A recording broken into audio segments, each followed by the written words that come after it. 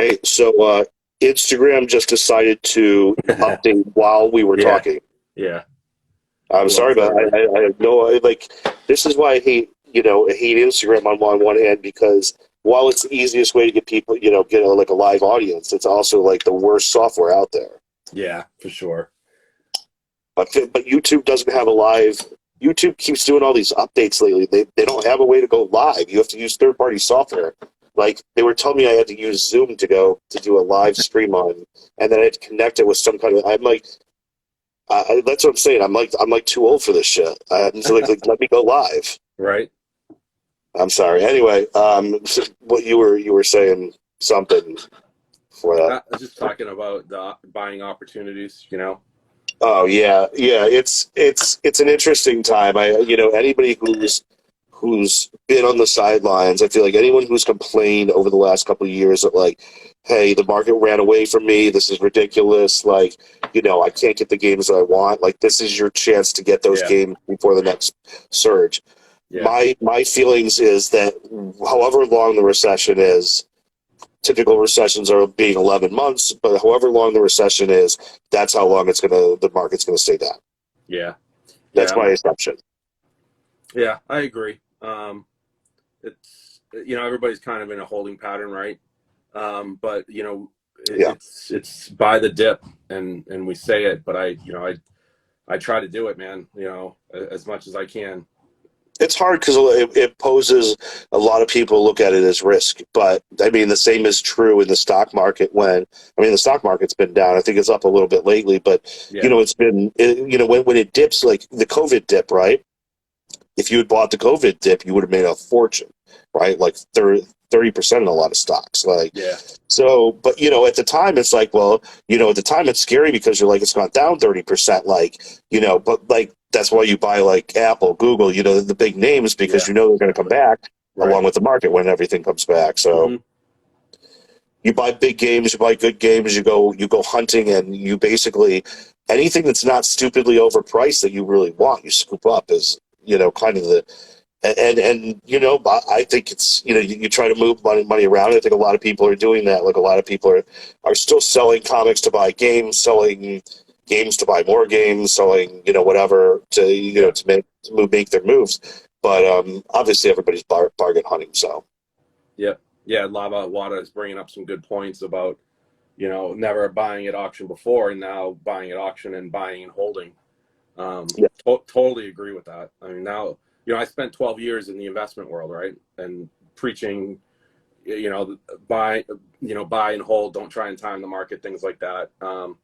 And I take some of that with me when it comes to games. I wasn't buying so much in the July 2021 timeframe. I mean, I was when I could, but I right. I mean, I wasn't. made a couple bad purchases. Yeah, I think we all did, right? I Or mean, my Mario Land. I don't want to tell you how much I paid for 928 plus. for You can look it up. Super Mario Land. Yeah, yeah, just Yeah, yellow screens, nothing crazy. I right. just wanted a copy before it was gone. Yeah, I don't even. I actually had a case of the Player's Choice, but I don't have I did too. original. I have nine. I had Oh, a nine really? I six still have nine. mine. I had a 9.6 A plus plus in the Player's Choice. So I had me and my buddy bought a case, and we got 398 A plus pluses, 296 A plus pluses, and a single 94 A plus plus, Oh my and god! we still have Yeah, them the all. 9.4 A plus plus was your bad copy. A Yeah, VGA 90 was your bad copy. yeah, yeah, Sick. yeah. We got lucky. I mean, yeah, as you know, cases nowadays are almost impossible to find. They were never easy, of course. They were Um, very hard back in the day. So that was like a. Those were there were a couple of them left, and we all ripped. I had one, and we ripped them open, and we graded them all. yeah, exactly. So my case, the one that I had was previously open. So if it were sealed, I don't know that I would have opened it to grade it. But it was previously opened by the previous owner. So it was a lot easier to make that decision to grade them. And when looking at them, I mean, you've done this just as long as anyone. When you get a copy in your hand that is gonna get a massive grade, it's a lot easier to send it in. It's fun to hold it raw too. And Yeah, I get the arguments against grading. I get all those, like I get all of that stuff on some level, like, But at the end of the day, if we want our children's children to be able to see these things that meant so much to us and will mean much to them because they're still connected to their modern day video games, like encapsulation is the only way for preservation. And that's why I started doing this. I started doing this to preserve history. I mean, my ultimate idea was to create a museum. And I think, ultimately we each create museums in our own house, right? Yeah. I mean, that's what we're essentially doing. We're each creating our own museum with tributes to the games that mean the most to us, but they each in their own right could, a lot of them. I mean, did you see Time Capsule Peter's display today? Yeah, it's awesome. Time Capsule Museum, actually, I'm sorry, which is actually a much more accurate of his description of his collection. Like 4 rooms of graded games. So someday I hope we're all doing that on some level, right? We're all doing our degree of that. Yeah. And that's the thing. So that's, when I look at it, I just gravitated towards sealed collecting. It wasn't because it was the upper tier of collecting. It's just that's what I enjoy. I've had carts, I've had NWCs, I've had, you name it, memorabilia, signs, whatever the case may be. It's just I happen to gravitate and enjoy the sealed collecting. That's what I like the most.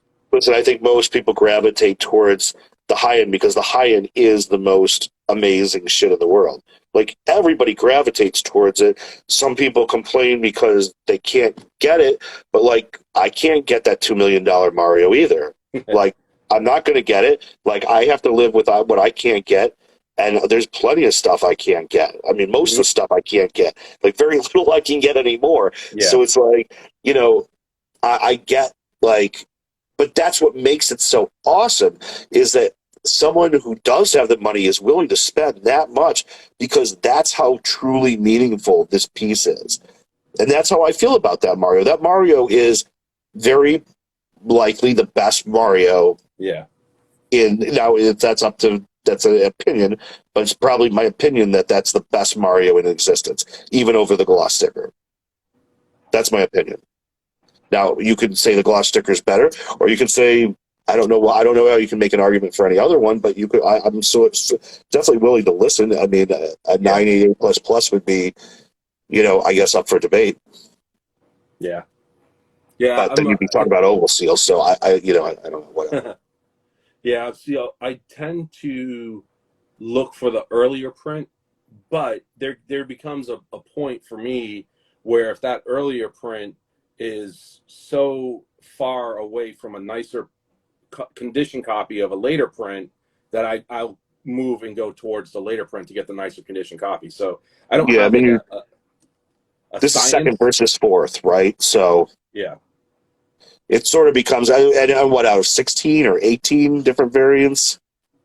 Who freaking knows? Too many to count. Let's say 16. I mean, out of 16 variants, 14 variants, whatever it is, out of that, you're talking about the second variant versus the fourth. I mean, yeah, I mean, the sticker's cool. Don't get me wrong. I think it's certainly meaningful, but an A++ and a sticker is not the same as an A++, an A+ and a seal. Right, of course.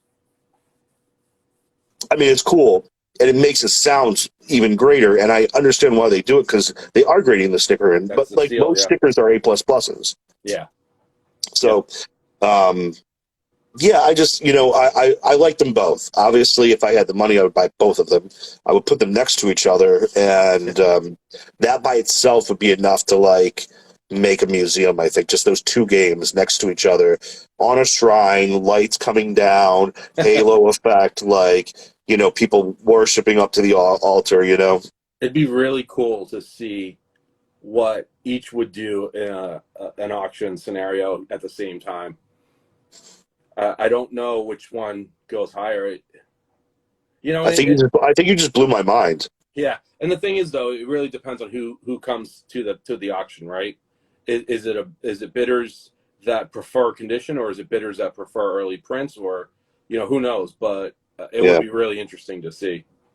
Yeah, I would, and that would be cool. Like, that would have been cool in like the April 2021, before things were like so crazy. But like when things were like crazy enough that like there was really so much strength behind, And there will be. I think all the collectibles are down. Yeah. You've got this, global pandemic. Really, the economy is really, in my opinion, a result of COVID, and it's these are lagging factors that play effect in the global economy, and basically the global economy is getting rocked by it, and we're actually sitting with the dollar at all times highs. I mean, what's great is that, if you find games overseas games are cheaper for us now. I don't know if you've noticed, but when you go and look at like Canadian conversion rates, like it's like 1.5 almost. So when you go and buy, it was almost 1 to 1 a while Yeah. ago. So Yeah. our money goes a lot further now. So in some ways we have things working in our favor, but on the same token, there's probably less foreign spending because of that conversion rate. Yeah. Then you run the risk of customs, right? I don't think it's so much the customs. Just when they exchange, when you're exchanging euros for dollars, it's more expensive than it's ever been before. So it's more expensive for them to buy unless they're holding U.S. dollars already. No, I'm talking from the pure angle of your games getting opened at customs. If you're Oh well, I mean, okay, so that's an interesting point you bring up, and I know I love that you had a situation, right, where with FedEx or something. I've had a couple of situations. I had one game that got lost that luckily got rerouted, and I got it, no issues. I had another game, Mint Final Fantasy Adventure for Game Boy, that customs was kind enough to not even just open, but sliced right through the front of it with a box cutter, so I didn't even get a Mint Oh, that's CIV a out of hater it. right there. Yeah. So, and those stories are real. I mean, I know, It's unbelievable. One Up had lost a game. Was it Schoon that she lost to customs? Somebody lost a Schoon to customs. Somebody lost a Hang I'm sure Tab Spy Tyson Hunter. lost. What's that? I heard of a Tyson loss to customs. It's crazy, man. And I heard of a Ghostbusters Game Boy. I've heard of yep. Wasn't which there? ones have Was I it? had? I had a Golden Eye. I had a Golden Eye destroyed, a really nice Golden Eye destroyed, at least a 9.2 or above. And then wasn't there a guy who had a 90 or so Street Fighter 2 that they actually cracked open the case and then opened the game? Okay, so that was the one point I was going to make, though, is that typically games that are encapsulated are good because, quite frankly, Yeah, right. for them to get through the encapsulation is really freaking tough. They have to break it, which means it's one thing to like slice open a game which easy to do with a box cutter. And what's anybody going to say about it? They're going to claim an insurance claim and it's going to go through the company and whatever. But like when it's a broken case, that's a whole different, that's. So I guess my point was if you're buying from overseas, I think you're good with graded games, and that's another good reason to encapsulate your games before sending back and forth overseas because it's a lot harder for them to screw with your item. But obviously, whenever you're sending anything of value, put insurance on it.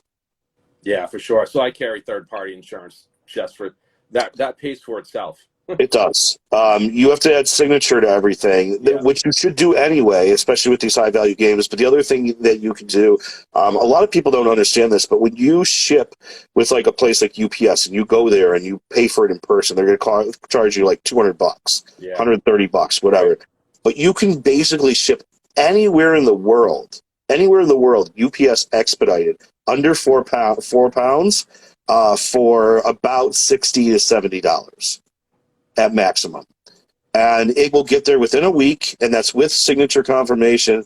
And a lot of people don't realize that it's actually a lot easier to do these days than it ever has been before. But like, you just have to, don't go for like, UPS International Ground with no tracking and no signature confirmation. Right. Like, pay like the extra $10, and your game will get there within a week, and you'll be so thankful that you don't have to worry about it. Plus, your insurance company will cover it if you have a collector's insurance, which you also helped me get. What was you? How long have you had that? The collector's insurance? Yeah, I think you tipped me off. Yeah, that was like I've had it like 2.5 years now. It's great. So, do you have how do you have like a dealer and a personal, or do you have? Right now, I just have personal. Okay, I have the dealer, which In addition, so I insure part of mine is a dealer collection because Yeah. it's it mixes up all the time. That part of it is a personal collection because it's not changing. The dealer side for me is the one that covers my packages, or maybe I guess it's both of them. But I know whatever it is, collectors. What is it? Collectors Collector insurance, sure. collected sure. Yeah. And if you guys need to, it's probably what 3,000-4,000 a year depending on how much Shoot, insurance man. you get. So I've my I had $1 million in coverage, and I think it was 2,300, but that's non-dealer. Okay, That was just a personal. Dealer personal would have is been cheaper. a more. I don't know what the dealer gets me, but I felt like whatever it gives you additional coverage. So if you Yes. are doing a lot of selling, Right. you probably want to get at least a little bit of like I put more in the personal, but it's definitely something people should look into because I know there's a lot of people on the stream right now who don't have any insurance on any of their stuff, and you could be sitting there and maybe your stuff is down and you're saying, "Oh, my stuff is only worth $100,000 right now. If I liquidate it, it's not worth it." But like the truth of the matter is, tomorrow it could be worth 200,000 before you get a chance to insure it. You could have a fire or something. I mean, whatever. I'm just a big proponent of it, and it covers you in situations where you have customs open your shit. Yeah, exactly. I think honestly, for me, the biggest piece of it was that shipping piece, right? Send games to water, right? You got, 20 grand in a box. What are you going to do if something happens? Or, Every time you ship something, right? yeah, or It's a say worry. you ship it and you pay for the insurance through UPS or through FedEx. Well, guess what? You're gonna that you know So $30 expensive. shipment is now $150. Well, that's Yeah. that's an extra freaking $100+ that can go towards your premium. So that's the way I look at Yeah. it. And I ship enough, and even just to WADA or VGA, I ship enough to the two of them that it pays for itself. Well, they'll And cover situations too. If somebody ships to you right, and it goes exactly. missing or something and you don't get the money back or whatever, you could file for that. Yeah, it's incoming and outgoing. Yeah, a lot of people don't really understand it, and I have to thank you because I know you helped get me started on it, and it was the best decision I ever made. I've had it for I probably got just after you, probably 2 years now, maybe a year and a half, but it's been really helpful, and it changes the way again a way you look at stuff. Like I don't pay 150 in shipping in insurance when I'm sending stuff overseas, but I had signature on it, and suddenly it's covered. So Yeah, it's peace of mind. I can't absolutely. do business without it.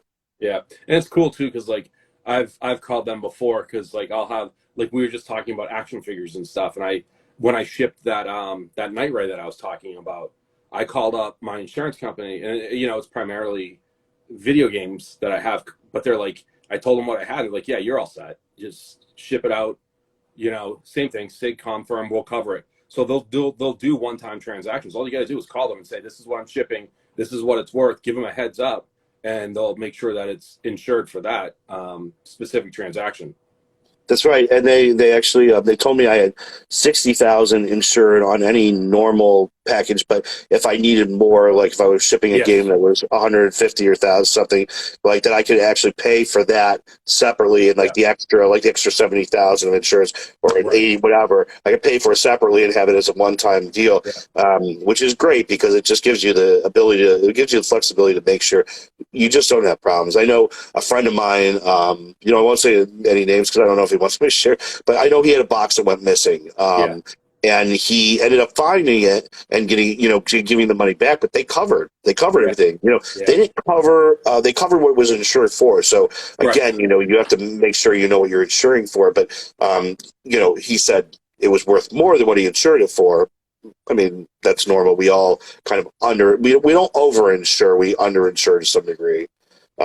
So it happens, but fortunately, I shipped a package to Germany that got damaged, and they covered the estimate on the damage, which was awesome. Wow.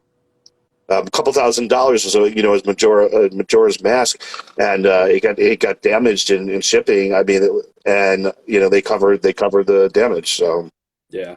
So Shredder, send me a DM and I'll give you the agent's contact number that I use. It's super easy.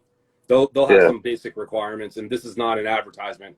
That's not why we're doing the video, but it is important. So yeah, shoot me a No, we're DM. doing it to help people that don't have Yeah, it. I mean, it's an important thing to have when you're dealing with valuables, and you absolutely don't have to listen to us. This is only our opinion. But yeah, Tom was, awesome enough to get me started. I wanted to help, spread that to other people, and there's a lot of new people, that hopefully watch this, and this is stuff that like I hope will really help some people because it really helped me. yeah, for sure. Sure. I'm trying to think of who turned me on to it. But I'd asked around, I was like, hey, who's using who? And it was always CIS, collect insure. There's another one that's reputable, but I don't know. I don't remember what it's called. It's like the inverse. It's like Institute of Collecting. It's the opposite of whatever collectors insurance Right, or right. collector insure or whatever. But it's there is one other one that I know is notable that people have used. I have had a really really easy time dealing with collector insure. I've only had to use them 2 to 3 times since I started, but it's all they. I mean, no fighting with them, Yeah. no. I mean, the obligation that they have any. I expected them to be harder about it because they're an insurance company, and they've been like, "No, we'll pay it." Yeah. I'm It's like, funny "Really?" too, I'm because like, like "What?" in the grand scheme of things, what we collect, the video game stuff it pales in comparison to, they're insuring trading cards, sports cards, Yeah, coins. They're literally Mickey millions Mantle and card's millions of going for dollars. 1.4 million or whatever. Yeah, yeah. So, but it is nice I've never had to do a claim with them, but I've known a couple people that haven't, and they're just like, it's a painless process, just like, your It's so cars. not. It's it. I can't stress. I hate insurance companies in general, and it was the easiest thing I've ever dealt with. It's Yeah. much much easier than dealing with PayPal, and I appreciate. Oh, here's another tip for people: when you buy on eBay, use PayPal because eBay only gives you really a 30-day guarantee on your stuff, which you can't get it graded and back by then if you're buying anything raw, especially. If you use PayPal, you will have 180 days to make a claim, even outside of eBay. So I got a fake sealed Excite bike. I was super excited about it. It was a no rev A. There was the only one, and I sent it out to Watt. It was 5 months. Finally got it back, and it was deemed a reseal, and I got my money back. Like that's amazing. Like Yeah. I will give both companies credit because eBay had to approve for it through PayPal, but it was 5 months into the transaction. If I had not used that, I would have. Even if I had used credit card, I would have had to go to my credit card dispute, and Right. that's really tenuous. But and you should use credit card because then you get an extra lay. Even if PayPal fails, you could still file a suit with a dispute with your credit card even after PayPal says no. Right. Right. Yeah. And Yeah. No, I've that's won cool. cases that way too, but that's really painful. Yeah, for So sure. really Um, painful. Retro had a question for you if you collect toy figures that you grew up with. Um, yeah, Yeah, those are cool, man. I never personally got into the Teenage Mutant Ninja Turtle figures, but they're really cool. I got the itch recently, and now I'm so deep in I can't Yeah, even get myself out. I'm treading water over here. Like they are so cool on such a different level. Like it reminds me a lot of how gaming was like in 2018 when everything was just accessible and it was you still had to pick and choose because you didn't have a infinite amount of money, of but like course. and they cost they still it added up quickly then, but these days you now you really you for me I have to sell to buy. So Yeah, I it's got 9 carded turtles though, oh in wow, like really nice condition on Whatnot the other day for like $250. I shouldn't tell people this because I don't want them to come and poach my stuff.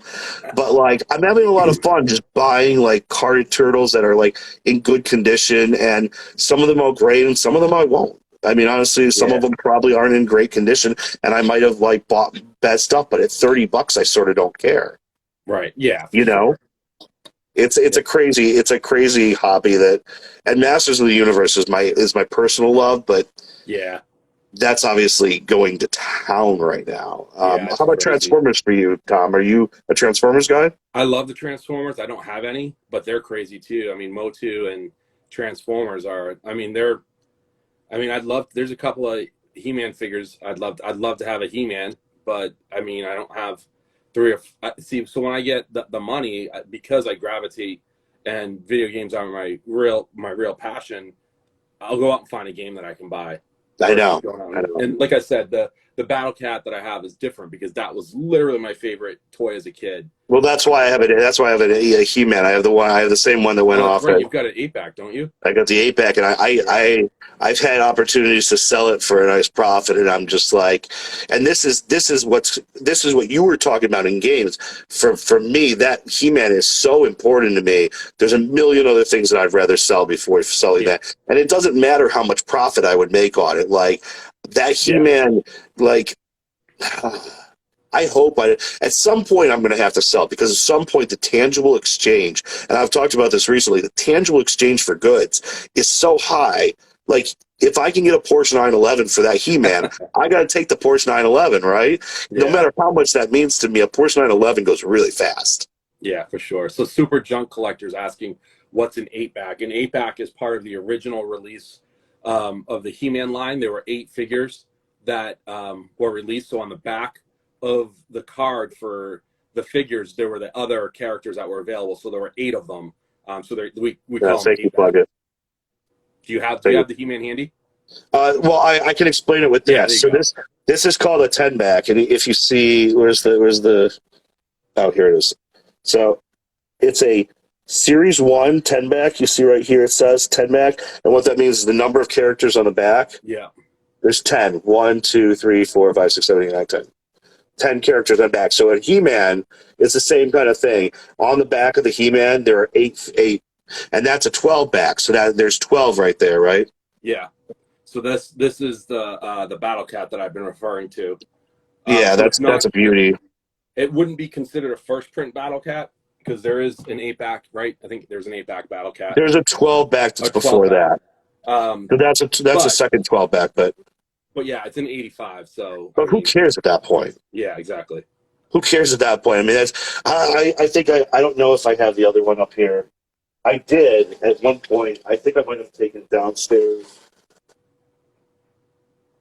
So I've got like a sickness. I have one already, and I just bought a second Battle Cat, like because it was higher grade than the one I have.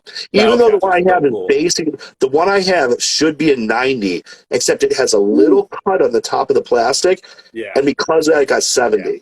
Yeah.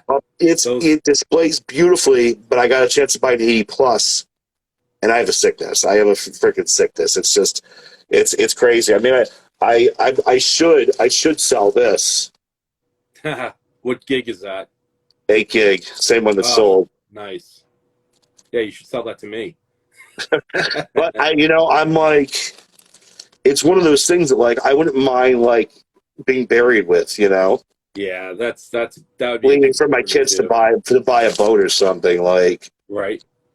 I mean, this is one of those things that like defines our generation. As much Absolutely. as like games, this defines multiple generations during a specific time in human history.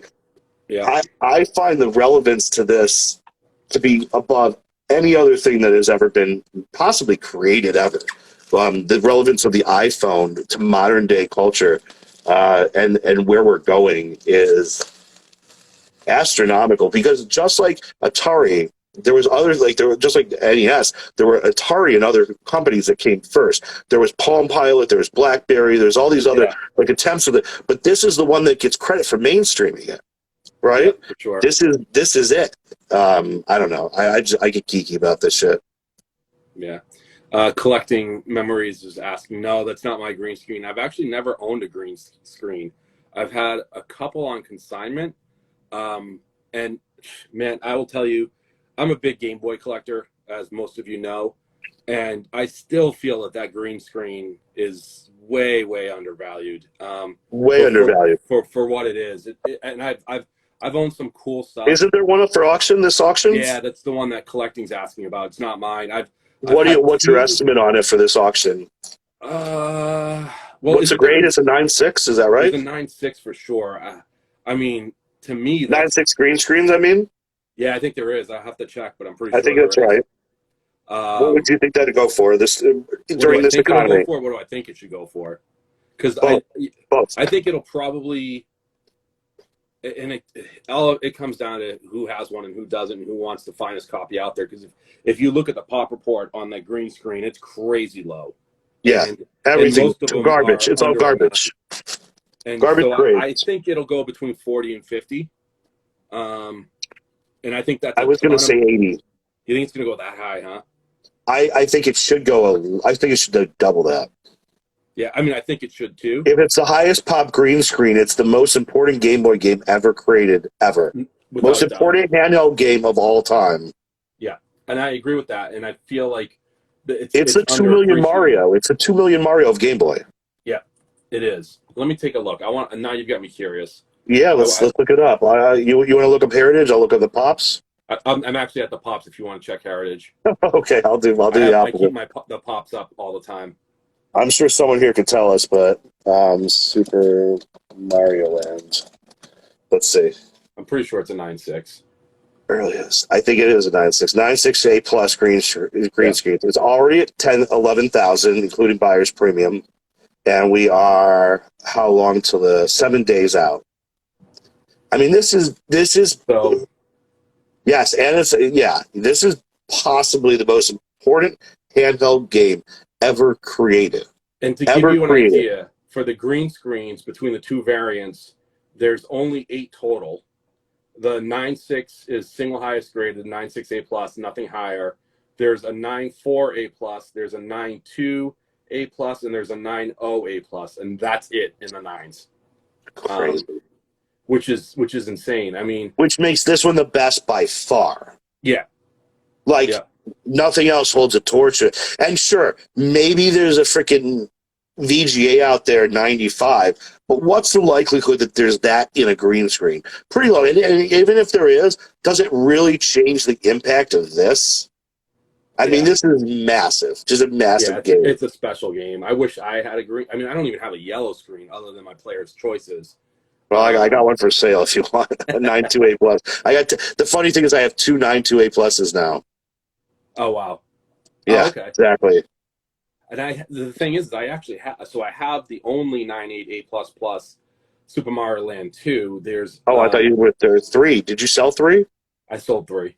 Three is my grail. That's my personal one, and not because I necessarily played it all that much, just because I just love it. I don't know why. I just, you know how you just, certain games just sort of stick, and you just like my buddy JJ Games just posted Kid Chameleon and the VGA 90 today. Like, so, I about like wet my pants. That was the like one of my favorite games of all time. So I did have the 9.8 A plus plus Super Mario Land 3. It's still the only one that's graded 9.8 A plus plus, which will look great next to the only SML2 9.8 A plus plus. Could you imagine putting it next to this 9.6? Yeah, but I got an offer on it. I couldn't say no to. I mean, like I said, I hardly ever sell stuff in my personal collection, but it was an insane. Well, it finances other stuff. I mean, at some point you want to buy other stuff and have fun.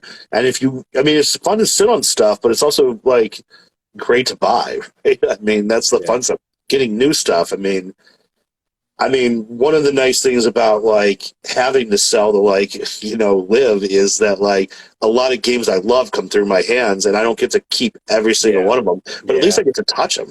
Yeah, that is cool. I mean, the consignment stuff that I do and that you do. There's a lot of stuff that I've had green screens in my hand that weren't mine. I haven't had green screens ever. It was, I've got of anything for that matter. One of my favorite or I shouldn't say collecting stories, but I guess it is in a way. It was a consignment story more so. It revolves around a green screen, and I can't tell the details, but it was a really cool story. But just to have something. John Bon Jovi asked you over, played "Living on a Prayer" for you, gave you a green screen, and yeah. But yeah, that is cool. I mean, I've had some really, really special stuff that wasn't mine, but I got to hold it and touch it and see it, I've touched so many Super Mario worlds that haven't ended up in my collection. It's disgusting. Do you not? Uh, You still don't have one? I don't have one. Now I would be do. the time to get one, but you Yeah. know, I'm working on. I'm trying to pay off a Zelda round seal that I never thought I would own. Breve. Yeah, which I Doesn't. I mean, mean, it listen, doesn't beggars matter. can't be choosers. No, absolutely. A I'm round it's seal Zelda collector's is insane. condition. It's probably the most epic thing I've ever bought, and I've never. This is sad. I've never owned an oval seal Zelda ever. So Well, besides, Zelda 2, not Zelda 1. Not yeah. Zelda 1. I mean, obviously, I own the Well, Zelda. classic series, but not Yeah. not the regular gold box, not the gold box. Yeah. I've owned the Zelda Proto, the one of one Zelda Proto. Wow. But I've never owned a round seal gold Zelda. I've had an oval. I've never had a round. I've never had any Zelda 1 other than a classic series. And I never kept the classic series because they were like player's choice at the time. Yeah. Now they're pretty coveted, but at the time they were player's choice copies. I just didn't have any interest. Now I think it'd be pretty cool to have one, to be honest. But never had a Zelda 1. This is like and that's the nice thing about like what's going on is like if you get out there and you play at the auction and you just wait for the right opportunity to get a grail. I never expected to get a Zelda Circle Seal. I never expected to get a Rescue Rangers 2, but like Yeah. sometimes that shit happens. Yeah. Yeah, it does. And it's funny how sometimes things come to you that you don't expect. I just landed. I'll throw it up when it comes back from WADA, but I just got out of nowhere Pokemon Crystal error. That's awesome. Wasn't looking for it, but it kind of fell in my lap. And I grabbed it. But you never know what tomorrow brings. You never know what the hunt brings. Which is really the fun part of this collecting thing is like, I've gone through droughts, man. Like I've gone 6 months without finding a single thing. Yes, it's frustrating. You start to feel like old. You start to feel like you're losing it. Yeah, Like, you almost feel like at least me. You lose momentum. You lose the drive. But man, it's just sometimes something lightning strikes, right? And yeah, exactly. It's the hunt. Sometimes when you don't want it, like I keep finding the most badass shit. Like all in the last like 3 weeks, I found the most incredible stuff both in toys and in games.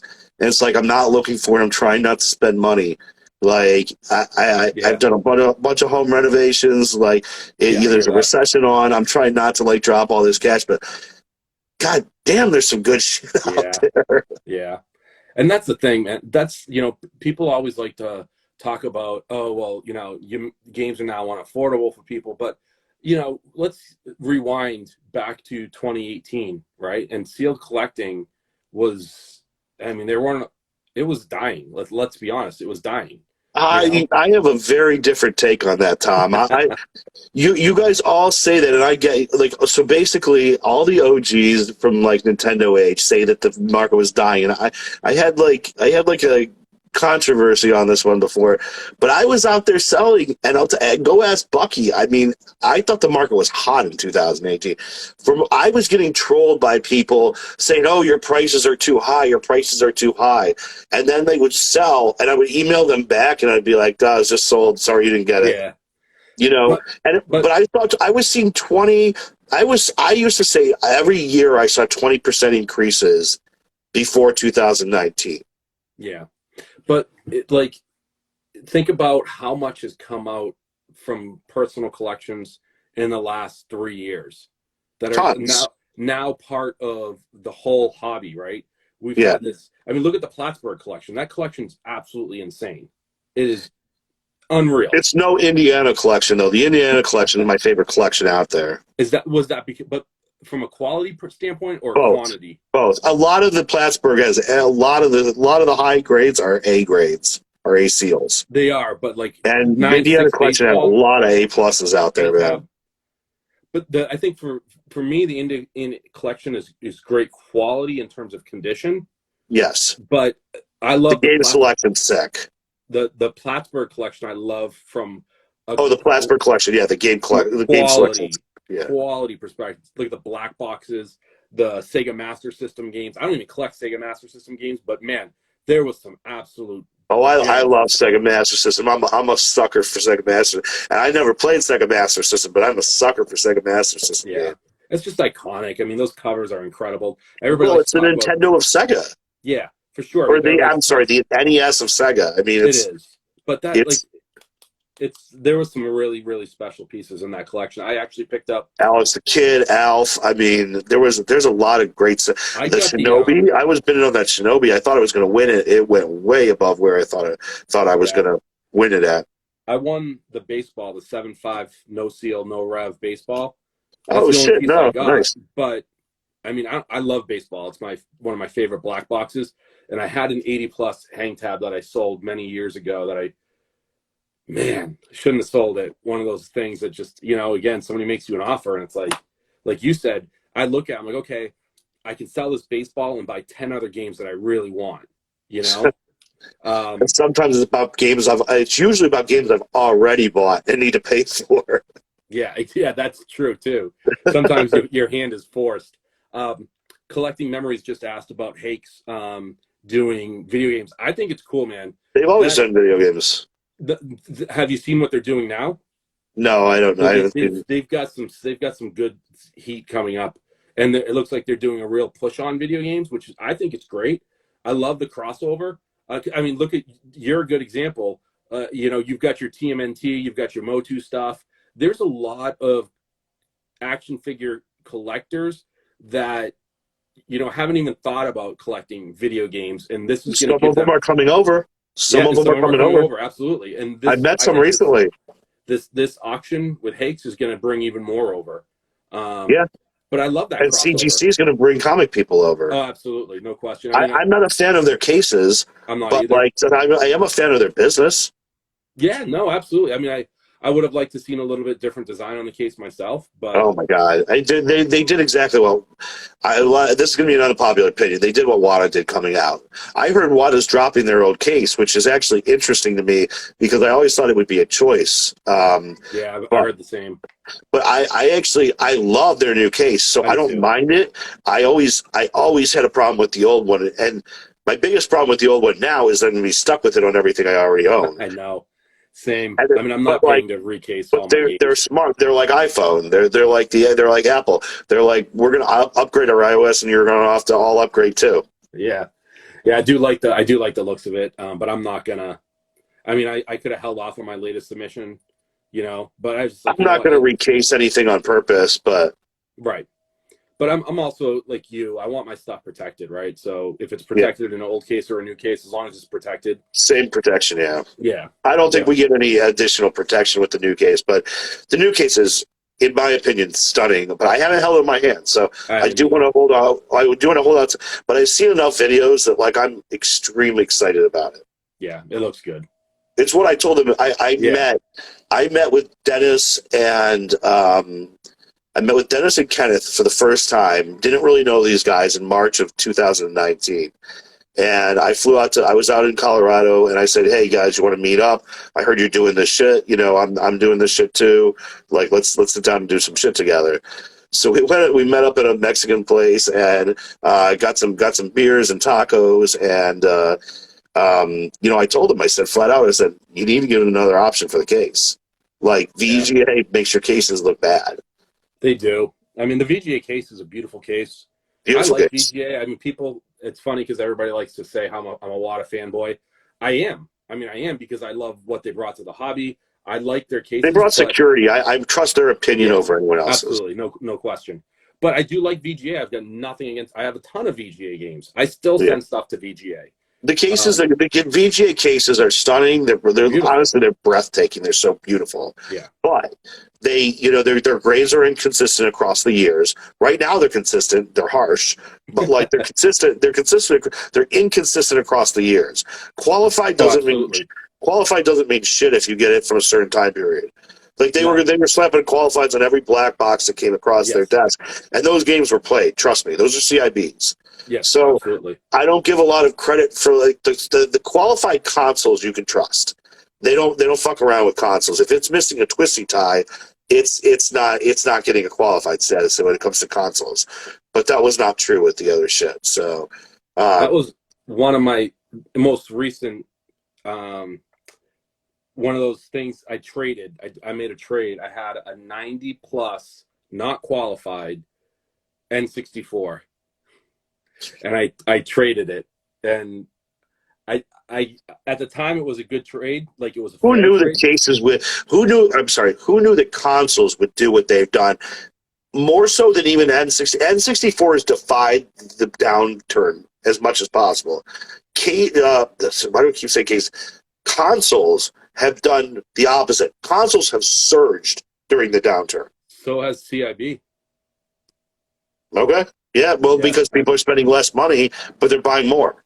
yeah, yeah. CIB's done really well, and I think it's as long overdue myself. Because there's some. I mean, there's some. I've got. I still collect CIB. If that's But my there's like your resistance, though, Tom. That's for a long that's time. what's your resistance to sealed prices dropping too much is the fact that CIBs have risen, and now you're at this point where they're honestly up against each other. Yeah, I they see get a lot of CIBs and seal prices getting close enough that the gap is close enough that it almost doesn't make sense to buy those CIBs anymore. Because you buy yeah. a sealed and open it, and then you're going to get 9.8 on Right, everything inside. right, right. And you're going to have the inserts too, Oh, which speaking like, of, where is it? Oh, hold on, it's right here. Actually, one of my CIBs. And wow, so it's a holy shit. 9.4 left rose. That is that the highest graded left rows now? No, there's I think 2 or 3 9.6s, if you can believe that. Sealed? Oh no, not sealed. From a What's the highest CIB. sealed? I think it's a 9.0. No, 9.2. 9.2 sealed? That the one coming up. No, that was the one that are the 928 plus. There's a 928 plus for sure. Super Mario 3. Let's see. My left brother's knowledge should be better, but left There's more of them rows. than you think. There's 17 left rows as far as I can tell. 17, and the highest is a 9.4. Yeah. Yeah. Oh my God! There's a 9.4 A plus plus. Is that that's one up, isn't it? Isn't that hers? Is it really? Yeah, I think it is. She's a 9.4 A plus plus. Yeah, I'm pretty sure that's hers. I could be wrong. Somebody correct me if I'm wrong, but I think it's hers.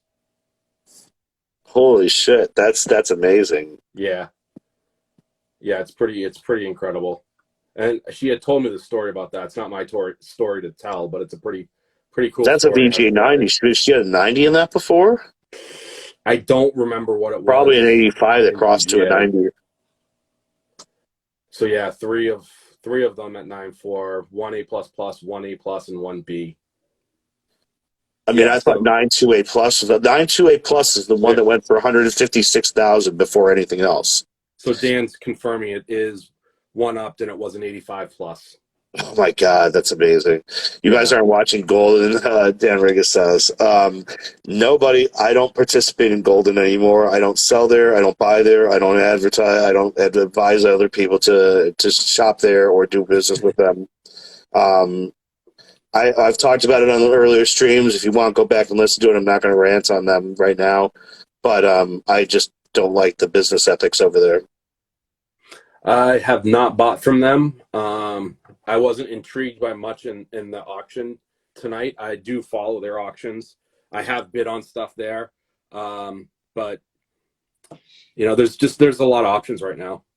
I mean, it's a great place to pick up like like really cheap shit, but like it's not worth the push isn't worth the squeeze or whatever. Yeah, The juice isn't worth the squeeze. yeah, It's I've had so many problems, like unexpected problems there, like winning stuff that they didn't give me. Like I don't even want to go into it, but like I just don't advise people to do it. yeah.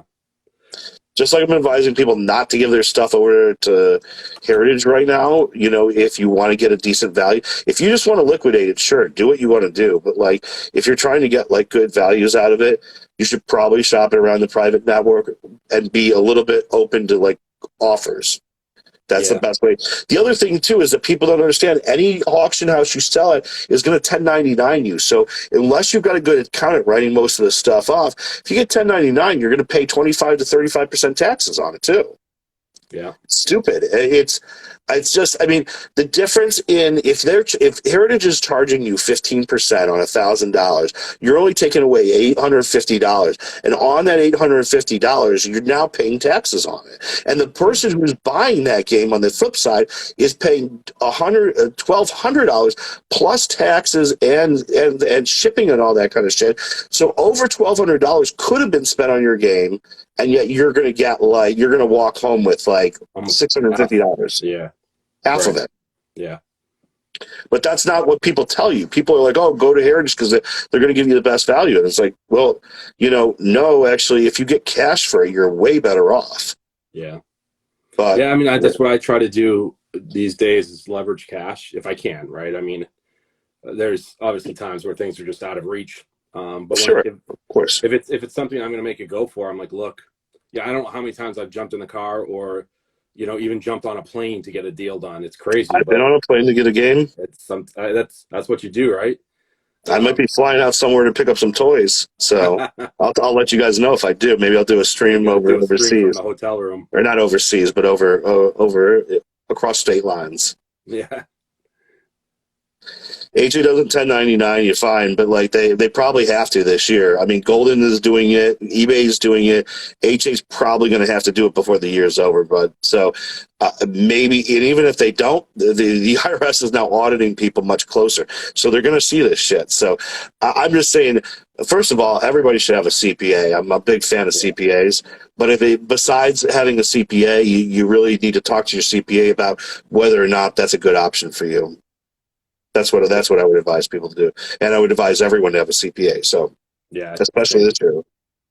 Again, it's back to that peace of mind thing, right? Yeah. Well, not only that, my CPA every CPA I've used has saved me a substantial amount of money over what I could have done for myself. But my CPA now is I truly love. Like, I mean, it saves me from myself. So. I drove to Niagara Falls for games. Cool 8 hours each way. Yeah, so that's John. He's only like 15 minutes south of me. Well, I've driven to Delaware to get my X3, and it took me about a 12 or over a 12-hour day. There was an accident. And the guy, I got down there, and which was a long distance for me, and it took the guy another 3 hours to get down there. So that's patience. But it was raining out. I remember we met at a gas station, of all places, because it was raining out in the place where I had gone out for dinner waiting on him, and it took him 3 hours to move a half of a mile because of this accident just to get off. He was right there, and he couldn't get off the freeway. We go to some very long lengths to get the games that we want. Sure. What year was X3? This was probably around April of 21. I don't want to tell you how much I wasted on it, but it's not a waste because it's probably my favorite game that I'll never sell. But it was quite the ordeal, and I've flown places for Tyson's. I don't know. What was the furthest you went? Furthest? Oh shit. I mean, I've done 16 hours driving. Yeah, I've done 20 hours driving. I'll go anywhere. I mean, it doesn't matter to me. I love that. I love to get in the car anyway by myself. Yeah, I do too. I know you do too. You got that badass BMW. I love that thing. Yeah, probably one of my favorite cars of all time, dude. Oh, thanks, man. But yeah, at least of anybody I know. At least of anyone I know personally. My Shantae, I had found it. I think it was it Facebook or Craigslist? It was one of the recent one. No, this was a couple years. The one a while ago. You had a 988 Plus, right? No, no, no. I've held on to it. I hadn't had it graded. I actually just, when I got my crystal, I threw it in with the crystal, Oh, and it I got thought you got that 9.0A. graded a long time ago. No. So I graded a 9.0A, which is right where I had it. But it was funny because the guy had, oh, it's right. He didn't even post about the Shantae. He posted about some other stuff.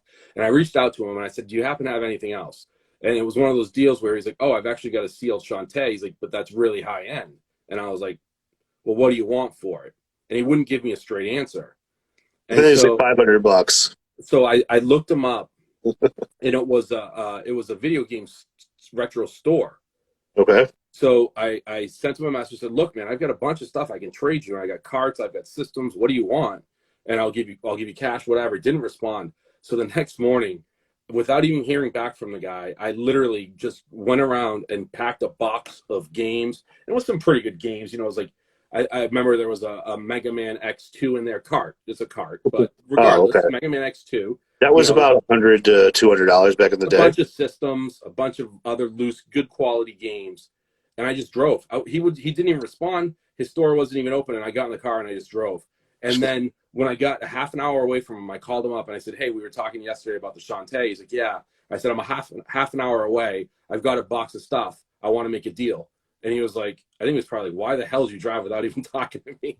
And I walked into his It's store and I Shantae, had a though. box of It's stuff Shantae. and I had some cash, and I was like, let's make this happen. And I ended up leaving with it. So you don't make that drive, you don't get that game, you know? Yeah, it's funny because when you really want something, it's worth it to take a risk because there are times where you don't end up with it, but the Yeah. times where you do are so monumental in your collecting journey. Getting that X3 is what helped me complete my Mega Man collection. Like, Wow. without spending that much money on it and going to Delaware and dealing with all of that shit. Well, technically, I did have an X3, but it was not in a near mint condition. I went from a 7.0B to an 85 VGA Wow. 85. Wow. So, I mean, for me, that was like, now I can finally say I have Yeah. the entire collection in mint condition. Without that thing, I couldn't say mint condition. Yeah. 100 games or so into that collection, and the one X3 was going to be the one that made me say I have every game and not every game in mint condition. Yeah. Isn't Wow. that crazy? And so when a cost like that comes down to it, I mean, I know the guy didn't want to sell it, but like, if I had waited for Nerdy Girls to go up to auction, I would have paid a lot more. Hmm. You know, hers went for a lot more, and honestly, I don't know that that 85 was that much better than my 85 plus was that much better than my 85. Depends on what Um, year it was graded, right? exactly right. So, I mean, from my standpoint, I'm like, I got a really great copy of it. You know, it's like I tell people, buy the game, not the grade. Yeah. The game is great. Absolutely. It looks beautiful. It's graded high, which helps. And it let me say mint condition for an entire set. That's Yeah. monumental for me. So, you know, and everybody's journey is different. That may not mean anything to like someone else, but like, you know, your whatever your journey is, when you get those moments in your journey, you know, go that extra mile, go that extra, you know, 8 hours if you have to. Yeah. For sure. That's Yeah. I've got, awesome. It's good to hear that kind of passion, though. I mean, I know personally. You know, I know you. I know that you have that passion, but it's a great story to hear, man. yeah. No, I love it, man. I've got so many of those stories. And there's stories that I'll take forward with me, right? Just like your stories, you'll take in everybody that I collects mean, my something. kids will hear about them. You know, it'll Yeah. be the time Dad went to this place or that place. You know, Yeah. crazy. Or the time Dad took this risk and like. You know, it worked out or it didn't work out, you know, but then something else worked out down the line. So at least it was fine, you know, hopefully fine in the end. We cross our fingers a lot, but you know, that's life though. I mean, I always say, if you go to a 9 to 5 or whatever, you go to a corporate job and you go in every day, for me, every day was a risk that I wasn't getting laid off. And I got laid off a number of Yeah. times, like twice. Same. Once wasn't my fault. Once probably wasn't my fault either, but, you know, it's just, you know, you always have risk, and Yeah. not doing something is as much as a risk of doing than as doing something. So, Yeah, absolutely. So I was actually just looking at the pops for the Mega Man X2 and X3. I cannot. I've never looked because I don't think I've owned either of those sealed. And Really? X3, yeah, X3 only has two. One is 6.5 or under, and one is 7.0. 7.0B, that was the one, and I know I sold it to my buddy, my one of my favorite guys in the industry, your buddy Zach. Oh, nice.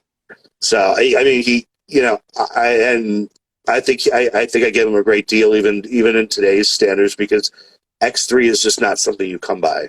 No, it's insanely rare. Even back in the day, that was the grail for me. Oh, yeah, X2, been, I cannot believe there's only there's only four graded copies. yeah, that's pretty insane. And the So highest one is a 9.2A plus, which is what I have. X3, there's only two. Yeah, only two copies, and a Yeah, 7.0B X2, is the there's four. highest graded copy as of August 1st. Yeah. I do think that there was one higher graded since then, but you're still talking about three copies. Oh, wow. There was a 9.4 not on the pop yet. Oh, thank you. So then, and we know of another 85 and 85 plus. Yes, we know, buddy. We talked about them. No, that's helpful. I did know about the 9.4, but it's not a 9.4A plus, if I'm correct. Anyway, I think it's a 9.4A or even a 9.4B plus. I don't remember exactly. I talked to the person who submitted it. I tend to talk to most of the Mega Man people out there because it's a small network, and I'm obviously like one of the bigger nerds. But yeah, and Mega Man Soccer 4 copies, Mega Man 7 4 copies. Crazy. I'm annoyed I don't have the top of the pop in that one. I've got a 9.0A plus. There's a 9.2A plus out there. I think I actually sold at auction, sold at Golden recently. If I'm not mistaken, that 9.2A plus sold at Golden fairly recently. Which one's that? Or maybe it was Heritage, but Mega Man 7. There was a Mega Man 7 sold recently, and I want to say it was a 9.2A plus. That sounds familiar. I feel like it was Golden. I feel like it went for like $30,000 or $40,000. I still probably should have bought it, but I just don't have that kind of money that I want to drop right now. 24 copies of Mega Man X. Six Only six made in Japan. Yeah. There are some VGA copies, so let's double that and say 12. Right. 12 is what I would expect to be out there. One of them's in my hands, and that's not going anywhere. Another one of them's in another collector's hands, which I placed, and that one's not going anywhere. So 2 out of 6 on that pop are already like locked up and thrown away. I have no idea about the other 4, but the other 2 of them on that pop are lower than 6.5. Yep. Mega Man 7 on Golden was a Latin version, not a first print U.S. release. I don't think there is. There is only the Latin version, bud. There's only a Mexican version of that. There's no Japan copy of that. That's something that people have gotten wrong for years. Now, it's not Majesco. It is not Majesco, but it is a made in Mexico copy. 100%. There's 4 copies, 2 8.0s, a 9.0, and a 9.2. So I've got the 9.0. The 9.2 recently sold. My guess is that given the time at which that sold, that's in a collector's hands. It's not going to let it go. That for the price that went, some collector went balls out to get that. Yeah. My guess is actually it's one of those guys from Germany. But in fact, no, I know one of them just bought a. No. Oh, I know who bought it then. Yeah, they're not going anywhere. So 3 of the copies are locked up for Mega Man 7 out of 4. There's 1 8.0 that might be for sale out there. Yeah, we're going to see more and more of that, right, as we talked about. One day I'll just sell you my MM5 for Game Boy. Are you crazy? If you buy the whole set, you can get that. Yeah. Mega Man 5 and Mega Man 4. Mega Man 4 in particular is probably the biggest grail that I personally know of. And that's obviously extremely biased. But no one has ever seen another sealed copy of Mega Man 4. I was never able to get one. When I was collecting Mega Man, I got the full NES set. I got 7 Soccer. And then for the Game Boy, I had 1, 2, and 3 sealed. Yep. And 4 and 5, I could only get mint CIB. I couldn't get them sealed. Even the CIBs go for over $1,000. Always have. And honestly, if you have a CIB, probably a Mega Man 4 at this point, my guess is it's going over 2,000 at this point if it's nice. Yeah. I mean, to me, that's one of the hardest to get games that's ever been whispered. The other one that people don't know about is Mega Man 8 for Sega Saturn. Believe it or not, Mega Man 8 for Sega Saturn is probably the hardest game in the set to find. Jeez. It's so disgustingly sick. X4 for Sega Saturn is crazy hard to get. And my buddy Josh Ensign's got one that, or at least did have, at an 85 plus. It was beautiful. I have, I think, an 85 plus or 90 myself. But like it's a really tough game to find. But Mega Man 8 is beyond stupid. Beyond stupid. Mega Man 8 for PS1, the anthology collection, is hard. Mega Man 8 for Sega Saturn is unbelievably. I searched for years for it. Years. And actually, I just upgraded my Mega Man Zero for Game Boy Advance. Another one that's a Pop 4. A Game Boy Advance game that's a Pop 4. And I just finally I upgraded to the top graded copy, so I'm super psyched about that. But he has a copy of Mega Man 4, you said, or Mega Man 5? I know he's looking for Mega Man 5. The reason he hates me is because I bought a Mega Man 5 fair and square, and he got mad because I bought it fair and square and he didn't get it. So, sorry, man. I mean, I bought it before him. Like, how are you going to blame me for that? Mega Man CIB for 2,300 euros. Wow. That's a lot of money. Mega Man 5 CIB Game Boy, 2,300 euros. That's a lot of money. Yeah, I had a Mega Man 5, so I had a Mega Man 5 no seal that I sold to somebody who just doesn't sell. It's like a black hole of games. He will sell at some point. He'll purge all of his stuff. He's not a game collector, unfortunately. He's just a black hole that eventually will regurgitate all the stuff he bought. He bought in this lot that he bought from me. I gave him a great deal on the Mega Man 5 no seal. It was a 9.0, I think. That's the only other one that I've ever seen brand new, to be honest with you. But actually, I'm curious about the pops on that too. So Mega Man 5, a 1 copy. Okay, that's wrong. These pops are incorrect.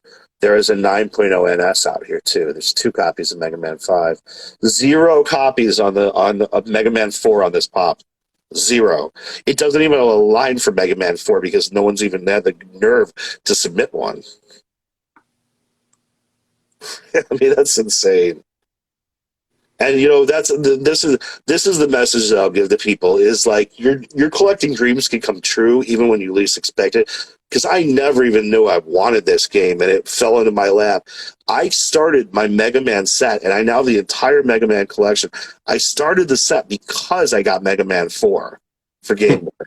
Wow. That's the reason I started this set. I mean, that's fucking ridiculous. 100 games later and because of one game. Yeah. Same thing with Turtles 3. When I got Turtles 3 for Game Boy, that's really the reason why I started the set. Because that was the one game I couldn't get, and the fact that I got it meant that I had to complete it. Yeah. I have a sickness. sickness. Hardest one. Yeah. Now I'm going to have to go for the Zelda run because I got a round seal. Do you have a Ventura Link already? Yeah. Yeah. Link's Adventure? Yeah, Link's Awakening, you mean? Ventura Link Zelda 2. Oh, 2. No, I sold my 2. I got to buy 2 back, but 2's easy. 2's Super Zero. Yeah. In fact, all the other variants after Circle Seal are easy to get. You have to pay a lot for a Mega Man 1, or I'm sorry, a Zelda 1 Oval Seal, but they're gettable. Like Gibson Supreme has one for $25,000 for an 85 plus. It's actually not a terrible buy. Yeah.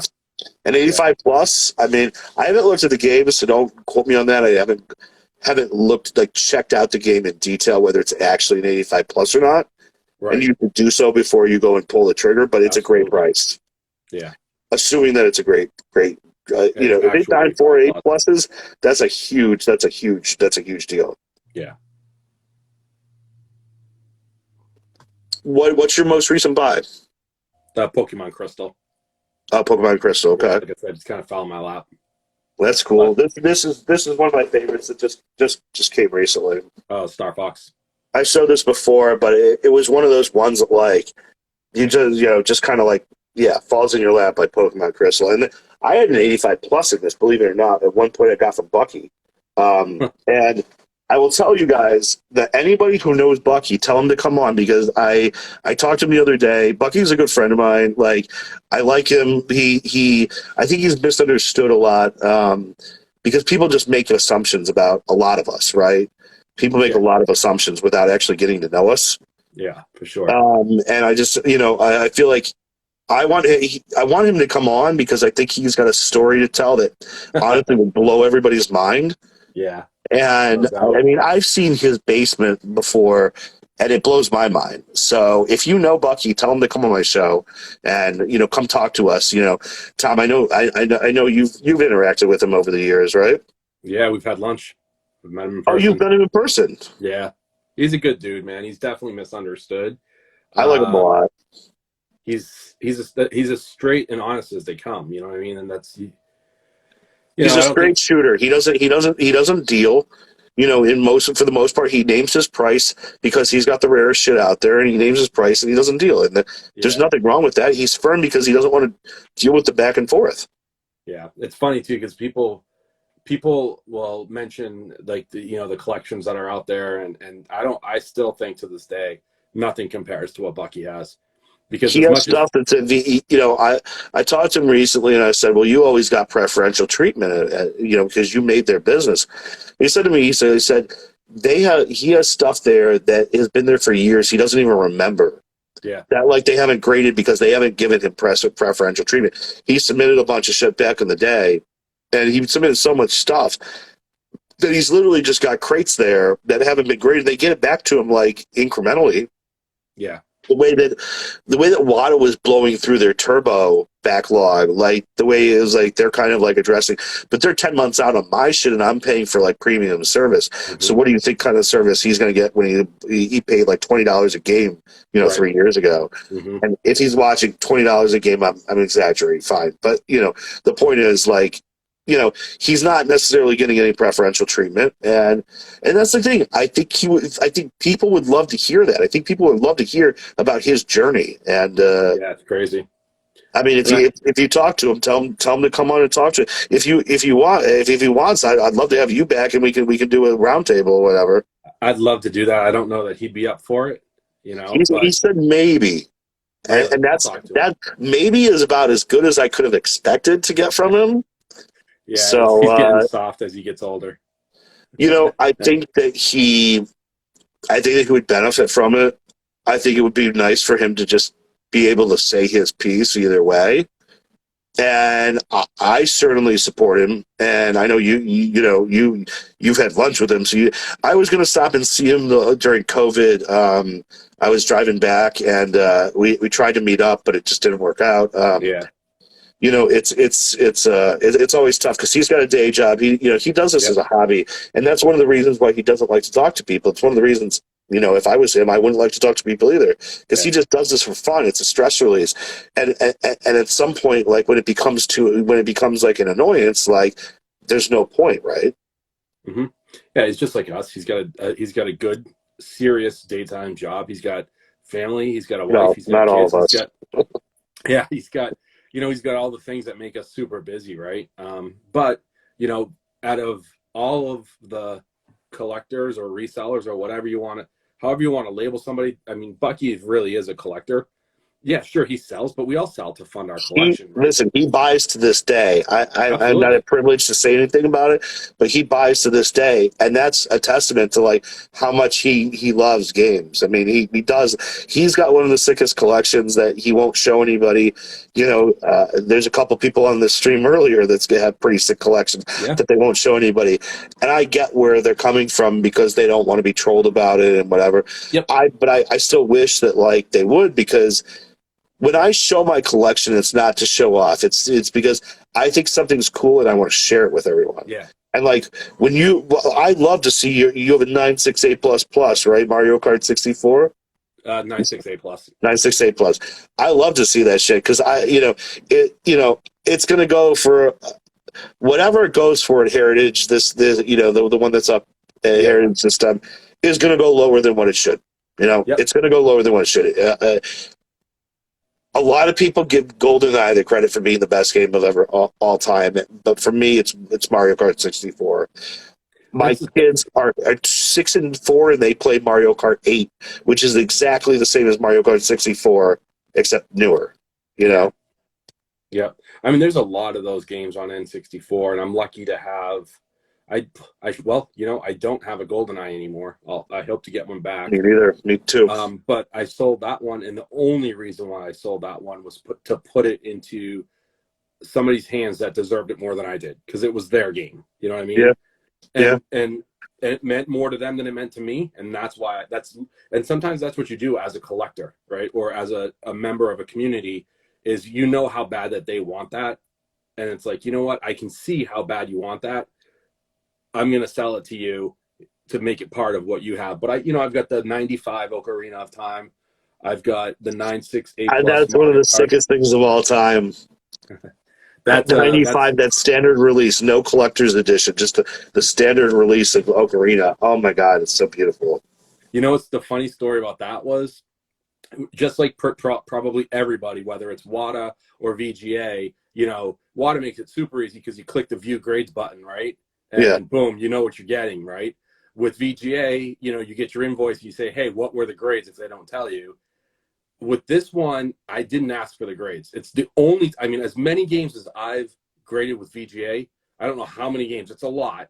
I've always gotten the grades beforehand. But this time I was like, you know what? Because it was part of a blister pack. I'm like, I'm not going to get the grades this time. It's funny. I've only one time have I not gotten the grades. And so I get the big ass box from VGA, and I open it up and I grab the controller that was part of the blister pack first, and it was an Atomic Purple controller, and that got an 85, and I was like, oh shit! Like, that's a great grade on the controller. It is, but I expected higher. I'm like, I got a little nervous, right? So then I grabbed the console, and the console got a 90 plus. Well, dude, that console was my favorite thing I've ever seen. And then I pulled. It was Atomic Purple, right? Atomic Purple? No, it was a gray.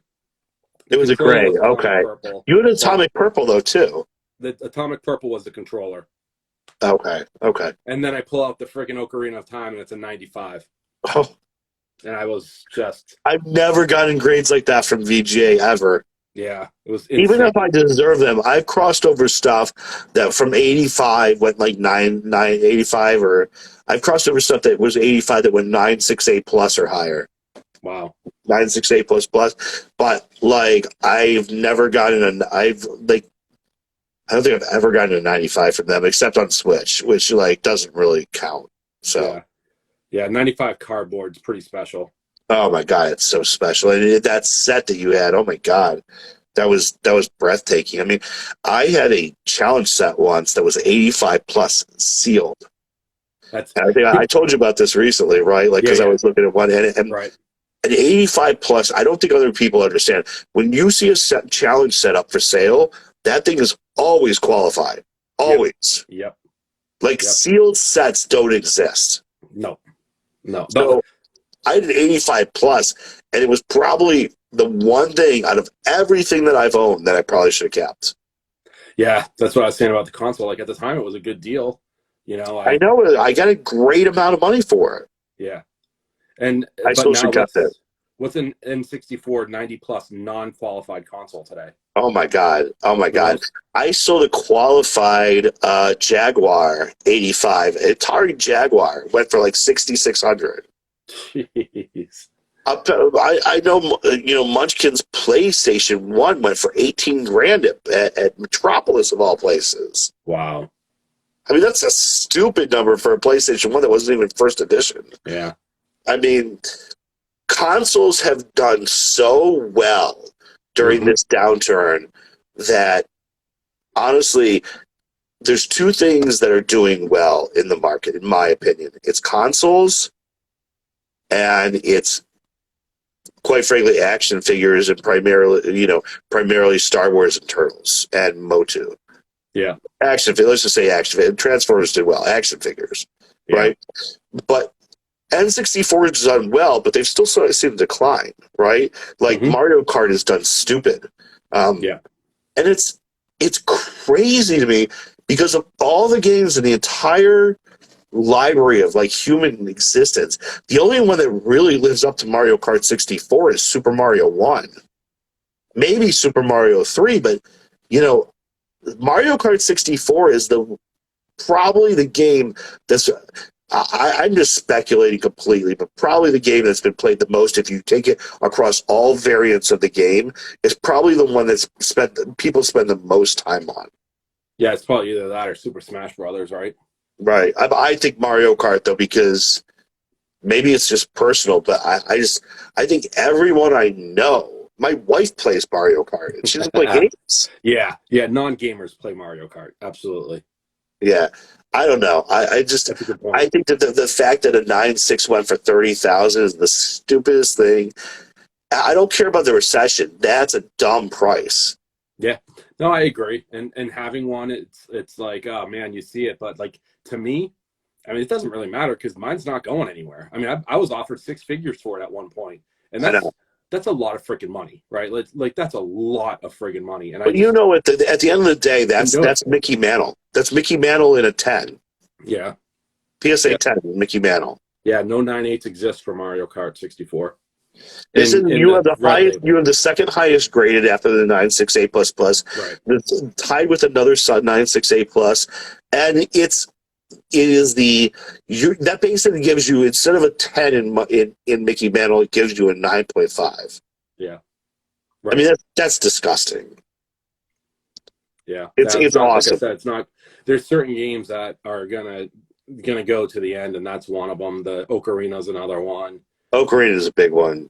Yeah. LTTP was under the radar for so long. Now it's like kind of in the middle, but like great buy if you want to. That's a great game to go and pick up. I don't have any for sale, and I'm sad that I don't. But like LTTP, Link's Awakening, I do have Link's Awakening, but it might be a good offer, But like the coolest thing. One of the coolest things I have for Zelda wise is a Link's Awakening pack-in for Game Boy Original. Really? Bucky had one up that was like damaged, probably would have like VGA 60 or something, and I've never seen another one. Never seen another pack of Link's Awakening pack-in, and I've had some offers on it, but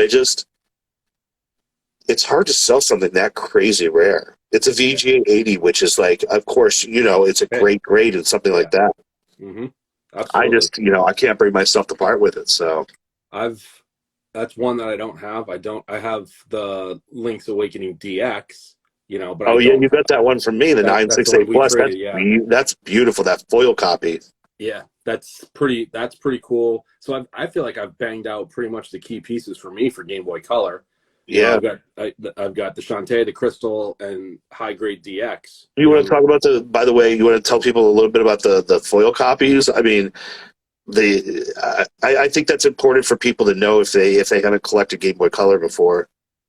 Yeah, so a lot of the Game Boy Color. Actually, let me pull up the pop report while we're talking about it. Mario Deluxe, Super Mario Deluxe is the Mario game that is in there, and the foil copy is like the Zelda copy. It's the Zelda Link's Awakening copy. DX. It's there's a foil copy and a non-foil copy. Yeah. So for those who aren't familiar with what we're talking about, where the Game Boy stripe is, where it says Game Boy, foil copies it's actual foil, so like reflective. Yeah, exactly. So let's see. For DX, there are 15 total foil copies graded, and 9.6 A+ is single highest. Okay. That's there's only 18 total graded across all variants. The foil copies in Game Boy Color are honestly grails. Like the Mario Deluxe foil copy is so hard to find in high grade that you really got to give it some, like, they will get love. Like, long term, these are going to be the ones that blow up. The foil copies, they're beautiful. They literally glow. They reflect Yeah. light, Yeah, they're right? so cool. And so Tom got my 968 plus. I got a Mario Kart from you. That I still have, that is, unfortunately just flying under the radar right now. But I'll keep it like you. I'm just going to put it in my vault, and it goes on and on. I had multiple copies of Mario Kart over the years. Couldn't hold on to those any more than I could hold on to, like, Mario 64s, because when push comes to shove and you need to make a sale, those are the best things to sell. Yeah. People are just lining up to buy those things. And so, haven't been able to keep a copy in my hands, but that's like, I always call, like, collector's grade. Like, collector's grade is not the top grade. The top grades are ones that you find reasons to sell. The reasons to sell are all the things that you're buying that you're having fun with. And so even though you love that one grail, it finances a lot of different grails when you let it go. Yeah. So 968 plus to me is not typically, unless I have a set, is not collector's quality. 85s, 80 pluses, and 85 pluses, those are collector's quality. Those are the ones that I'm not, like, rushing off to buy. Oh, Decap's in the room. Decaps, what's going on, baby? I checked the pops on the Super Mario Brothers Deluxe. There's 11 foil copies. That's so low. And none graded higher than a 9. What is it? Let me hold on. So highest grade is a 9.4. Dude, that's so and low. There's only one that's an A++ out of the 4. That's so low. Yeah. No 98 A pluses in Mario Kart, Mario Deluxe, Super Mario Deluxe for Game Boy Color foil. No 9.6 or 9.8. That's gotta tell people something. I keep harping on this because Game Boy Color is probably the most under collected handheld out there, other than Game Gear. Game Gear is stupid rare, but yeah. And the only reason Game Gear hasn't gotten love is because Wata refuses to. Yeah. Dennis told me over a year ago that they were coming out, like, imminently with Game Gear cases, and still to this day they haven't done it. So I'm a little annoyed because I love Game Gear. I believe Game Gear deserves a seat at the table, and it's not getting one. But Game Boy Color is so underrepresented. Yeah, that's why I'm glad to, like I said, I've knocked out 3 of the bigger titles for that. Yeah. What's the third one? So this is Shantae, the Shantae. the Shantae had a foil and non-foil? No, Shantae I think was only foil. Non-foil because it was so Only late. non-foil. It was later. The original games got foil copies, and then they stopped it. Yeah, there's only 9 copies of Shantae total graded, but amazingly, there's 4 9.8s. Decap, stop trolling, dude. Decaps. They on Discord, they made because of you, they've made a emoji out of me because of your trolling during my streams. I'm just saying, dude, you gotta reflect on that. But we love Decaps.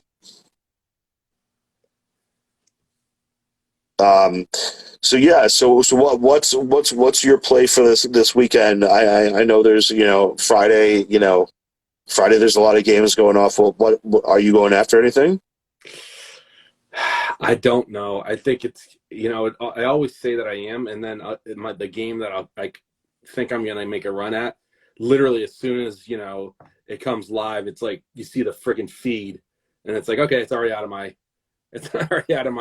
wheelhouse. So, but there are some I'm looking at. I know that 9.4 NS Kid Icarus is going to go stupid. So even though that's my white whale, I probably won't make a play at that. That's so beautiful, but it's but it's an NS at the end of the day, and like while I think NS is basically get a 50. To me, I think they deserve a 50% discount, but I think they're getting a 75% discount. Yeah. Yeah, I think there's definitely some good upside to NS. But that Kid Icarus is just going to go. I mean, it's a 9.4 Kid Icarus. Well, and just for the record, NSs are not CIBs. No. They are brand new copies that have never been opened, which means the inserts are all there. It's a 9.8 inside the box. A 9.4 outside the box means it's perfect, other than the fact that it's missing the cellophane. Yeah. And there's definitely times where that cello is removed at WATA. right. But I think the point of the matter is that when you have a game in cellophane, that game is sealed and it's beautiful for different reasons. But when you have a game that's encapsulated, that's a no seal. I mean, the same thing with a CIB, but when it's a no seal, it's a sealed game, sealed in the sense of like never brand new, never opened anyway. Right. But it's a brand new game and it displays better than any sealed game could possibly display because it doesn't have the glare of a cellophane wrapper. And that's I think that's important to note because in terms of display, there's nothing better than a high grade no seal. Yeah. So super junk collectors kind of asking what the difference is. Essentially, the question is, what's the difference between a no seal and a Q? Good question. To me, this is not me talking bad about VGA. This is me being realistic about the Q designation. We talked about this earlier. Yeah, we did. So the Q designation to me means nothing. Nothing. And I say that because it means CIB is what it means. It means CIB, 100%. Sure, there's a chance that when it arrived at VGA, it was brand new, never opened. But VGA opened those games to verify the insides, whether or not it had been looked at, and they said, "Oh, this has never been opened." Guess what? They opened it. I had a mock rider that probably would have been an NS had it never been sent to VGA. VGA opened it, and as you all know, once you open an NES game or any cardboard game, it's gone. You can see it. You can see that it's been opened. You see what you see is on the hinge of the game. I mean, I don't know. I don't have an NES game here. I do. On the hinge of the game, though, you see color break. Right. So here's an NES game. If you were to do this, you would right on that hinge, right here on that hinge, you would see color break. It's very, very hard to see it. Do you have one? Do you have a better one? Maybe one that's not graded? No, not all my stuff in here is graded. But with an NS, it's literally never been opened. There you go. It's a Game Boy game, but same concept. Right here, there's color. Right, there's paint, and it's not going to show up perfectly, but there's paint all along this. Right, there's blue and white paint. So if you see that there's color break, and the color break is like you see a crease along, because when it's open, it creases. If you see a crease along the back, right at this hinge, and it's quote unquote color break, that means it's been open. That's essentially what they did with my. Actually, no. My Excite bike, that guy had an H seam with overlap at the seams, right? Mm-hmm. And it had no color break on the hinge and was still a reseal. How crazy is that? Yeah. So for anybody looking at games in person, and we get the question all the time: is this a reseal? That's one of the telltale signs on a cardboard game. Is just look at where the hinge is and look if there's color break. Right. But there's also it's not 100% is the point. It's not 100% exactly. But you know how one way to take it a step further is to shut the lights off and put a black light on it. Because even if they've touched it up with a marker, that's what they did with my Excite bike. They touched it up with a marker. I didn't know. You're probably not going to see with the naked eye, but once you shut the lights off and turn on the black light, so stupid. I got so lucky that they refunded that, but it was, and what you probably know, I'll quiz you, but you probably know this and can tell everybody else. What do people do with Canadian sticker seal games? Yeah, I know this one. You know this one. Yeah, they'll take it off and put it onto an NA. Oh no, that's okay. That's not what I was going for. You're right, that too. But no, what I was going for, I had a Dragon Warrior, Dragon Warrior 1 for Canadian version with sticker seal, along with Dr. Mario and stuff like that. You know what people used to do is instead of opening it and breaking the seal on the seal, They'd open it from the bottom. They would all open up the bottom and take it out, and then they would obviously try to put it back in and claim that it was still sealed because it never came with cellophane on the outside. But it was sticker sealed, and the sticker seal was never broken. But if you look at the bottom, you could tell that the bottom's been open if you look really hard. And people would take it out through the bottom. Yeah. I don't know if they meant to do this or if people were just OCD about it and didn't want to break that seal. Yeah. Right. Because I do think that there were people out there who did this on purpose, not to fool people, but because they were OCD about it. I think people basically bought their games and tried to fool other people. Mm-hmm. Yeah, for sure. So be careful of sticker seal games. Is the other, and definitely the bottom is not off limits. So if it's a open, if it doesn't have cellophane, check the bottom 100%. And there's a lot of European games, like European black boxes, like Donkey Kong European, that never came sealed. Pro Wrestling in European version never came sealed. However, if it doesn't have color break across the back, that is a new game that's never been opened and should not be opened by WATA or VGA. So do not let them. Yeah. Yep. Great point. Yeah, that's unfortunate that the Q designation got so misused at VGA because if it hadn't, it would be equal to an NS. But the way I look at it is you've got WATA CIB is the same as a VGA Q, and then there's NS, and then there's actually sealed. Right. Yeah, and NS does command a premium. And I think it should command, personally, my opinion is it should command a 50% discount to sealed. So if you have because basically if you go from like a 9.4 A+ to a 9.4 C+, right, you're probably discounting by about 50%. At the point at which you have a C+ and an NS, is there really that much difference? Right. And both of them are brand new, is what I'm saying. Both of them are essentially brand new. The seal allows you to say sealed, right? You could say sealed, but that's the only real benefit it gives you over an NS, which actually displays better than probably a C+ would.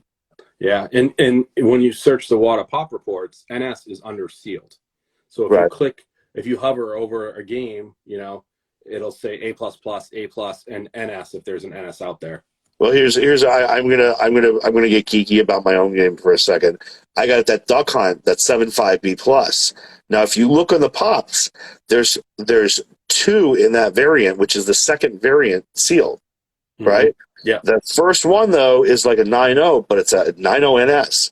So I technically have the second earliest sealed Duck Hunt in existence.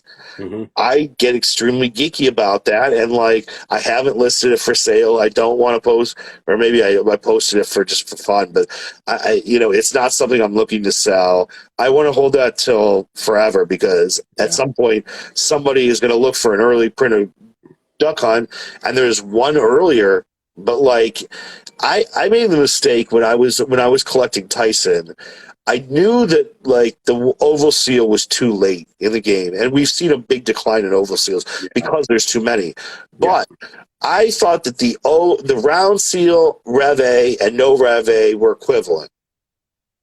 I mean, not equivalent per se, but I didn't think there was that big of a difference because they still weren't the first print. Right. I was completely wrong, and if I went back and did it again, I would absolutely. I had a 9.4A+. I would absolutely give up that 9.4A+ to get a 75+ in the no rev. The no rev coming earlier is in the pop 6 or whatever, 3. This is a good one to look up. But the pops are so different between the two. Between the two 64 copies of Mike Tyson's period. No Rev A 4 Orange Bullets 4. The Rev A copies are 20. 20 versus 4.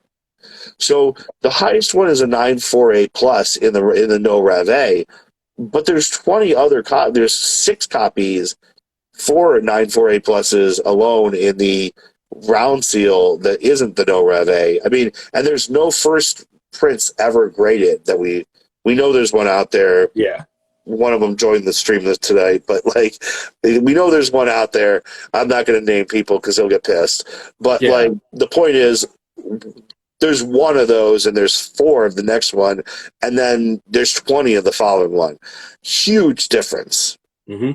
And people Yeah, have to understand that, because when you're collecting, that's a big deal. Where do you put that white bullet sealed Tyson in kind of the, when we talk about left rows, we talk about The number one game of all time. the Matt Mario, the 9-8 Above, Mario. above a Zelda TM. Wow, really? I don't know if I'd That put it. white bullets is only rivaled by the 2 highest Marios. Yeah, it's certainly up there. Assuming, oh, okay. Assuming that assuming it's a 9.2 A plus or better, And which I based think on it what I is. saw, it was. It would be. It was. Yeah, yeah. I So mean, I don't know for sure. given what we assume about the grade, if it's a 9.4 A plus or an 85 or above in terms of VGA, I would put it in the top 3 games of all time, the top 5 games of all time, because you have 2 Marios, and then you have that, and then you have like 1 or 2 Zeldas. Where do you put Castlevania Hang Tab? Right behind Number that? 6. Yeah. Number 6. Mm-hmm. I mean, that's a good one. The problem is there's 4 of them that we know of. Yeah. And there probably will be 6 before we're done. Mm-hmm. Which is still sick. Still sick. But Castlevania doesn't have half the legacy that Mario or Zelda does. No, but I will say that game in particular has withstood this downturn pretty damn well. The 9.8 Mario hasn't sold again. The Castlevania, there's an oval seal on Heritage right now. I think it's like 10 grand. It's like a 9.2 A plus or something. Yeah. Yeah, That's no, I agree. That game has done well, but I mean, Donkey Kong, the Donkey Kong hang tab in the last signature did over 80,000. Yeah, and it was an 8.0 B plus. Yeah, that's just such. I mean, so that's the thing is, you've got today. You have how many collectors that are going after a full sealed black box set? Lots of them. And there's a lot of people going. There's even more people going after the CIB. Yeah, right. But that sealed Donkey Kong represented the only chance in a lot of sets. Yeah, there's a lot of people looking for that, and I think a lot of them realize this is my chance, and there's probably not going to be another chance for at least a couple of years. Well, when there is another chance, it's going to go for a lot more, and that's what they realized. Absolutely. And that's what I'm saying, I guess, across the board, is if you see something. So I'm just going to use my own example. I really, really, really, really loved my Disney Capcom set, and it sold. Yeah. It sold when I sold half my collection in June of 2021. I had to buy a house. I didn't want to. Yeah. I could have sold the whole thing. The fact that I kept half of it is a testament to how much of a collector I truly am at heart. But my family had needs that were above my own, and I had to do what I had to do. The Disney Capcom set was probably my favorite thing to have ever collected, other than like Turtles and Mega Man, which, blah, blah, blah. But, and I trivialize those, and I shouldn't, but the Disney Capcom set was the best mini set that I ever, I say mini because it was only 9 games, but it was the best mini set I've ever created. I really loved it, and I never, ever thought I could do it again. But in this downturn, the one game that would have been the thing to hinge off of was Rescue Rangers 2. And I was able to get it for a price that was okay with me. Yeah. And I never thought I would be able to complete it again. I haven't completed it yet, but it's I'm pretty close, and that I never thought it would be possible. And that's what downturns do to you. It gives you opportunities to enjoy yourself, even if you lost a lot of value. This was fun for a reason. It's still fun. It still can be fun.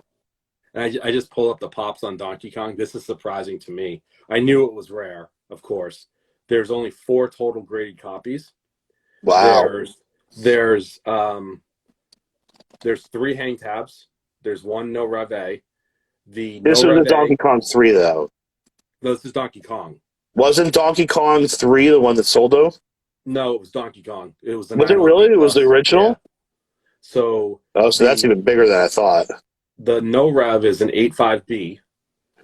There's the highest graded is a 9.2, but it's a no seal.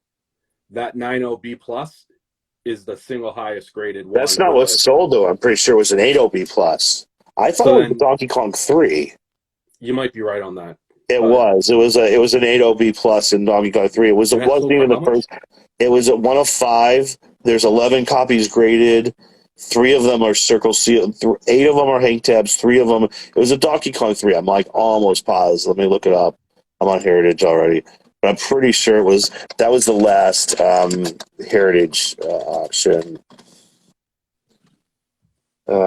80. Oh, past most recent. Um, where was it? There, 80B plus. Oh, it sold for 60,000. So that's 72,000. Wait, Jeez. 60,000? I thought. Why did I think it was 80,000? Okay, well, it sold for say an Yeah, 80B regardless, plus that's sold a for 60 monster grand amount. nonetheless. Yeah. That's about Donkey Kong 3. That was the last. That was auction August 5th, 2022. So 60 grand. I mean, it's a lower grade. It's an 80B plus, so it's a lower grade, but 60 grand for a game that rare still seems. If it was Donkey Kong 1, it would have gone for more. Yeah. You're going after a sealed black box set. Just haven't been able to afford your first one yet. Dude, this guy trolls us so hard. Decaps, you're just a self-proclaimed troll, man. Love these opportunities to enjoy yourself, dude. You're the one who asks for these streams, so don't sit there and act like you're fucking Hayden, dude. Anyway, I know it's getting late for you, but I Yeah, enjoy man. you. Hey, I appreciate you Of hanging out. course. This was honestly one of the most fun, streams I've ever had. Just, it's always a pleasure to get you on, and we haven't geeked out like this in a long Yeah. time. Yeah, it's been a minute. Let's get Bucky next. You know what? That's what I'm saying. Anybody who's friends with Bucky, don't just random people text, reach out. But like anybody who's friends, give him a little nudge. Say, hey, Dave was saying how great it would be to have you on, and we'll make that happen. I would love to. There's so many stories I haven't even heard from him that I would love to hear.